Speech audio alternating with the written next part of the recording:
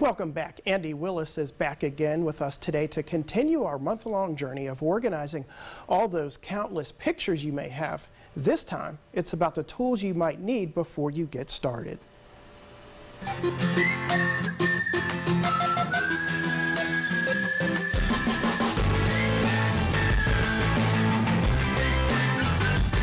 Any good organizing project goes a little faster and a little easier if you have the right supplies. The same is true for when you're organizing your photos. So as we continue to organize our printed photos, these are some of the supplies that I carry in my personal bag when I go to clients' homes and that I use on my own photos when organizing. So some of the things you might want to gather: gloves for working with old heritage photos, even your newer photos, so you don't get fingerprints and oils on them. A dust mask, if you're like me and you're actually allergic to dust. Old photographs have lots of dust and mold and mildew in them, so sometimes you might want to use one of those. Trash bags for throwing away all of the duplicates and bad pictures that we're going to get rid of, because we really want to cull your collection and keep your actual wonderful pictures. Either cardstock or index cards to help you in your sorting process, maybe a nice marker to write on those, but don't use this marker for your photos. Post-it notes for writing little notes to stick on the back of the photos so you remember them later. And you want to have some photo-safe writing utensils like these Stabilo pencils and a photo-safe marker. So if you do write on the photos on the back, it's something that won't damage the photos later. Other things you're going to want are some boxes to sort into. This is just a photo box from a craft store. Not necessarily the best for long-term storage, but they're great for short-term organizing projects.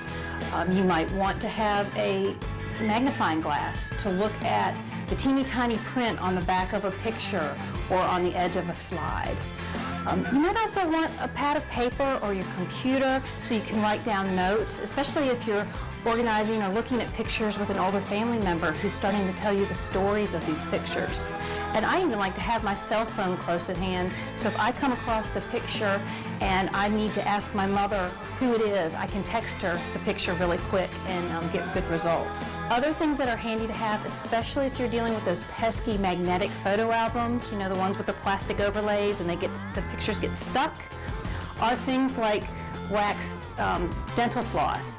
You can get it under the edge and really work those pictures off the page without damaging them. We did a segment on this previously that you can reference. You can also use tools like, this is an adhesive remover, it's called Undo, that works really well to help take off pictures, and a spatula that you would use in a vinyl crafting sort of situation to get under the edge of a picture, just so you can start to get it up off the page.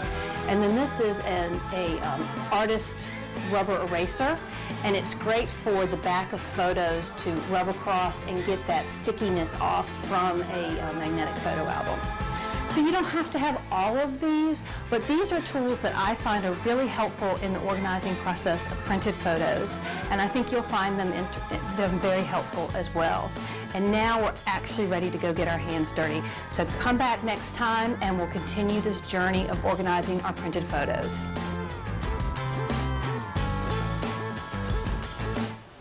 If you have any suggestions on what Andi should feature in upcoming installments of Good Life Organizing, you can send her an email at andi@goodlifeorganizing.net. You can also visit Andi's website for more organizing tips and tricks, and that's at goodlifeorganizing.net.